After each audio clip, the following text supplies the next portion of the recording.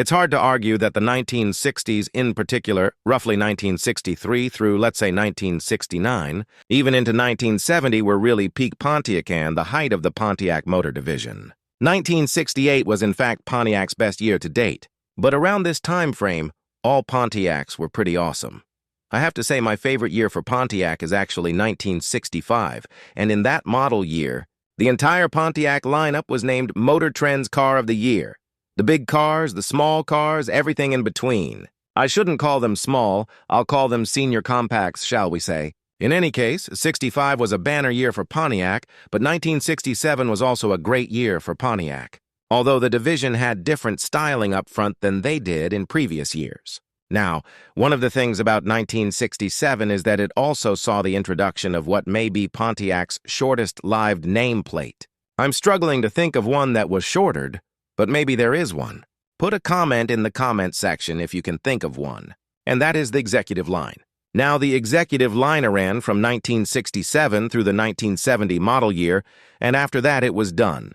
Basically, for 1971, Pontiac slotted the Bonneville in as the mid-level car. The Granville became the top car, and the Catalina was the entry-level vehicle. So you had the Catalina, the Bonneville, and then the Granville in 1971, but in 1967 you had the Catalina. Then you had one up from that was the Executive, and then the Bonneville was the top trim, of course.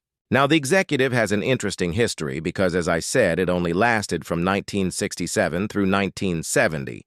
The Pontiac really did a curious thing for 1966, and that is that it kind of transitioned at its mid-level car from being the Star Chief in 1965 to the Executive in 1967 by having the mouthful model in 1966, the Star Chief Executive. So, as opposed to just dropping the Star Chief name after 1965, as I mentioned, Pontiac decided that they had to have that in-between kind of tweener name, the Star Chief Executive only for the 1966 model year before they flipped it to the Executive for 1967. Now, let's take a look at this particular 1967 Pontiac Executive. And this one has only 13,000 original miles in it. And it's finished in a color, I believe, that's called Linden Green. And maybe that's because these cars were produced in Linden, New Jersey, which I guess has a lot of this pale green color associated with it. In any case, notice the very bold Pontiac front end here for 1967. And it was a little bit different. Still a stacked headlamp Pontiac, but different from the 1965 and 1966 models. And that is in part because the 67 front end was designed in the advanced studios and not in the regular Pontiac production studios. Check out my channel for a interview with Dick Rosen on this, and you can see more about the history of the 67 Pontiac front end. Here's an original sketch that was used to develop the front end, and you can see the similarity between the sketch and the final result. Now, as I said before, this is still a stacked headlamp Pontiac, but you have kind of this very bold loop-style grille. The loop bumper was coming into vogue in this time frame. A lot of different car companies and divisions would have loop bumpers, everyone from Chevrolet to Chrysler, and again, it was just a popular look. Here, Pine just has it on the lower portion of the front end, and you have these slots that make up the grills, very similar to what you saw on the 1962 Grand Prix, Ace an example, and relevant Pontiacs of that era. Now, of course, you have this very pointy-like arrowhead form up front that was typical and synonymous with Pontiac during this era. But I love that aside from the little shoulders there that form that arrowhead and then the crease that runs down the midsection of the hood and how it transitions into the top of the fender is smooth. There's no crease there. It's just like the car kind of magically gets taller as you go to the outer ends of it. And that transition to me is a very sensual one. I just love it. It's this very deftly and, let's say, lightly filleted surface that creates that.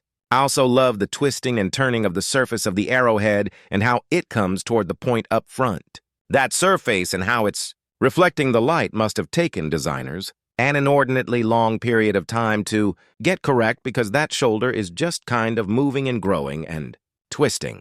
And I have to say it looks absolutely fantastic. By the way, I will point out that the Pontiac studio themselves did a genius job of turning the front end into Grand Prix front end by eliminating the upper headlamp and making it kind of these shark-like gills. up top for the turn signal and then putting the headlights behind a headlight cover, so they were hidden on the lower portion of the grille.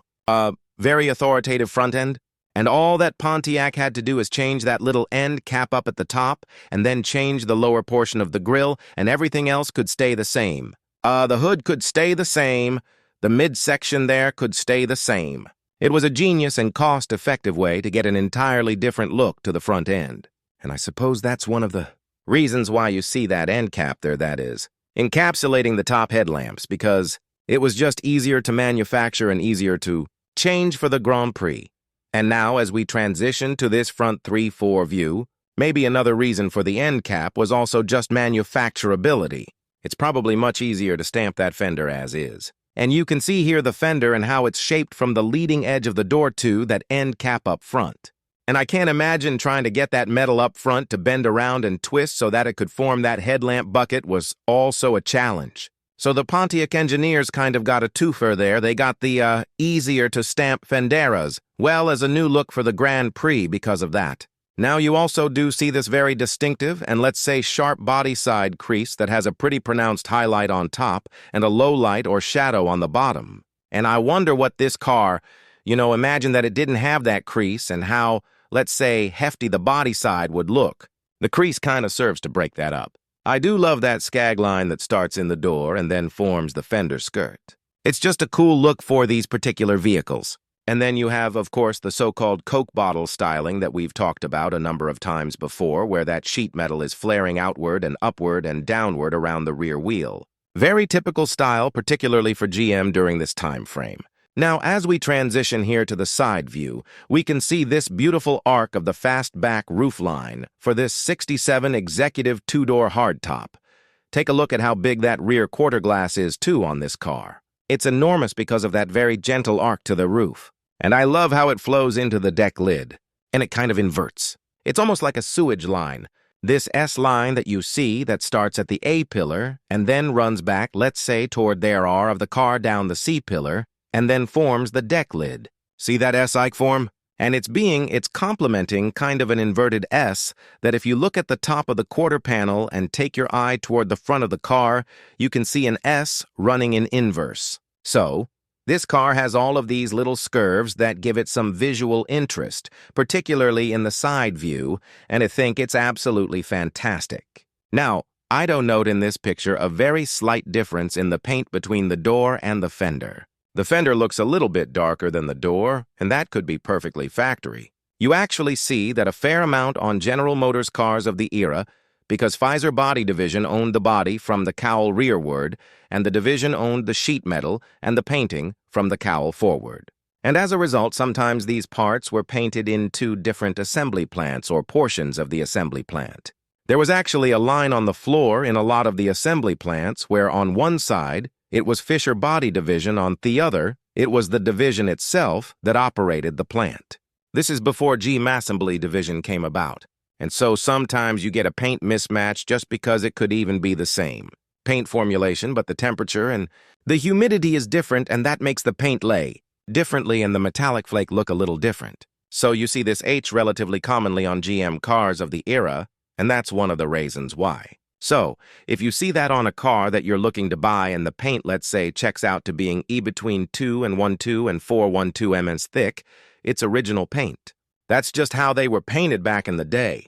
Now, as we rotate to the rear 3/4 view, this to me is perhaps the most dramatic of the views on this car, because you have that beautiful arcing roof and you have what is a convex curve up at the top, kind of inverting to a concave curve as it transitions into the deck lid.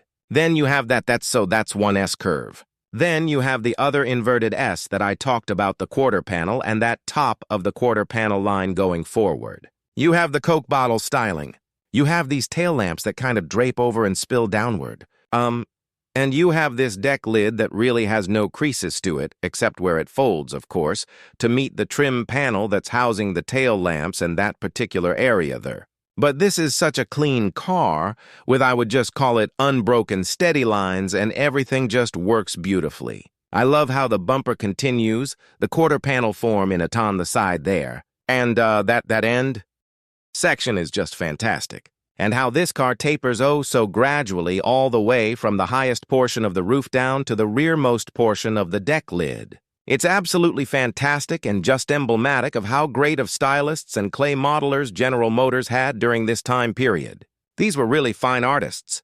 The division leader or the leader of the design studios for Pontiac this time was a man by the name of Jack Burt, extremely talented person. He became Pontiac's chief designer in the early 1960s, after having been an interior designer for a number of years. So he just had a great attention to detail for all these complicated surfaces that you see here. Now, as we transition to the interior of this 67 Executive, 1967 was really the year where I would say GM interiors started to go a little bit downhill. 68 was even more pronounced. But in 1967, you can see that this isn't quite as adorned, or at least in my opinion, as detailed as the 66 Star Chief Executive interior. It still looks good though, and I have to say the wood grain here is Anna's touch. The door panels aren't bad. The seats look a little bit plain. But they do have stitching on them that looks nice, but overall, it's just not quite the same as the 65 and 66 that had those beautiful 3-rotated pods that were facing the driver, where on this car, the center air vent is on the 65 and the 66. Instead, if you got air conditioning, which this car has, that center air vent was in the IP top pad and was riding atop it. My guess is they wanted to commonize the IP top pad across all variants, and then that pushed that barrel vent into the middle of the dash, as opposed to being able to be on top of it. In fact, in 65 and 6, there were multiple variants of that IP top pad. There was the one for no AC cars, there was one for the AC cars, and there was one for the AC cars with the auto climate control. 3 different top pads. So, my guess is the bean counter said no more, and we will give you a cost savings. Here, if you just use one.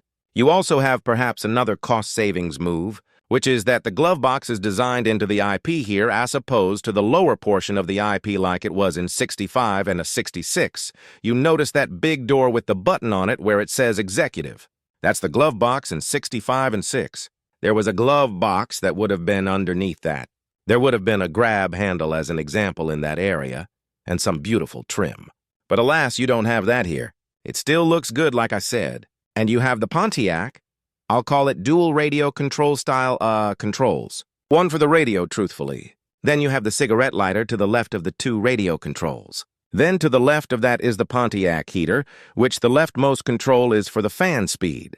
The rightmost is for the temperature. And own an air conditioning equipped car, I guess I should call it Pontiac heating and air conditioning. If it were just a car that was note-equipped with AC, it would say Pontiac heater there. This car also does not have the deluxe seat belts. These are just the standard seat belts that came in black, no matter what the interior color was. And you also notice in the kick wells there are no vents down there, because this is an air conditioning equipped car. Chrysler liked to leave those vents still in the kick wells. Even if you got air conditioning, GM and Ford generally took them out. And of course, you have the crotch cooler vents in the lower portion of the dash as well. And for a close-up of the dash, you can see the 13,000 original miles on this car. And notice the control there, the HVAC control. It's on full cold, although the button for off is depressed.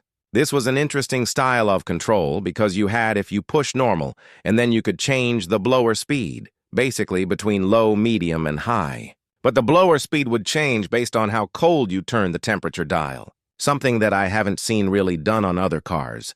So it wasn't really automatic climate control, but they were kind of making it cool in that it not only affected the temperature, but also the blower. There were multiple speeds for the blower, even once you selected the blower speed with the leftmost rotating knob as you move the temperature dial. Other interesting thing about this car is that you have the Indian Chief logo there under the 60 MPH marking, and that was the bright light indicator. So when you turn the bright lights on, that glows red, and you have the Pontiac Indian Chief logo there. And for whatever reason in that gauge pod, the speedometer pod, the designers or whomever thought it was most important to have the fuel gauge and then the battery charging and discharging gauge as opposed to a temperature gauge. I am not sure why, but that is what they thought was most important. And as we look at the seats on more time, a little bit plain, but not too bad. I think overall a handsome vehicle. Now, one thing that was a strong point of your Pontiac during this era was the trunk space. This trunk looks mint. It's about 20 cubic feet. It wasn't very tall because of the fastback roofline, but you can certainly accommodate a lot in this trunk just given how big the car was. Remember, the Executive was the big Pontiac. The Catalina and the Grand Prixto, this point, were really the smaller Pontiacs. The Executive was the large one. And so you got even more space in the trunk on these because the car was just bigger.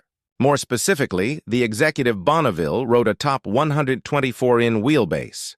The Catalina as an example, and the Grand Prix Rotop 121-in wheelbase. And now we come to the underhood area for this Executive. Now, the standard engine for the Executives with the automatic transmission was a 290 horsepower, 400 cubic inch Pontiac, V8 breathing through a 2-barrel carburetor, and was a high-compression engine. That was what you got if you had a standard automatic transmission once again. And depending on the model, it's kind of humorous. You could get anything from a 229 rear end to 241 to 256, this being an air conditioning-equipped car and a 2-door Executive hardtop.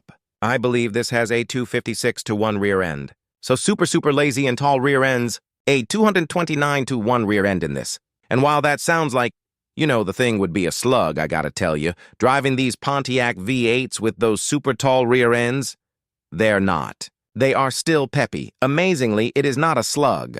And in fact, you get great fuel economy with them as a consequence on the freeway. I-66 Catalina on the freeway with the 389 and the 256-to-1 rear end, I would say I get 17-18 MO per gallon on the freeway. It's pretty gosh darn good, for what the car is. So that was the standard engine in the Executives. Then one up from that was an optional 325 cubic inch 325 horsepower, 400 cubic inch V8 topped by a 4-barrel carburetor. Then there was the 360 horsepower, 428 cubic inch V8 topped by a 4-barrel carburetor. And the top engine that you could get was a 376 horsepower, 428 cubic inch engine topped by a 4-barrel carburetor. Now you notice I said 4-barrel carburetor a lot there.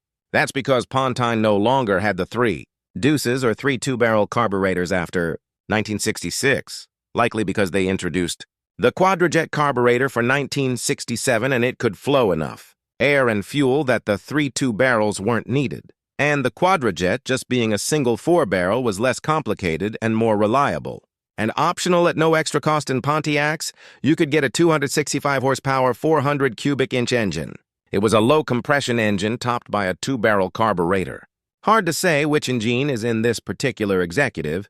They both look the same with the same air cleaner. You'd have to take a look at the engine codes, the 2-letter code that is underneath the passenger side cylinder head, stamped into the block towner stand, which particular engine this one has. So it could have either the 265 or 290 horsepower, 400 cubic inch V8 underhood. Either one, you know what, propels these cars pretty gosh darn well. So what do you think of this gorgeous 1967 Pontiac Executive as well as the Executive nameplate and how Pontiac transitioned from the Star Chief to the Star Chief Executive to the Executive? Put a comment in the comment section and let me know. Thanks again for watching.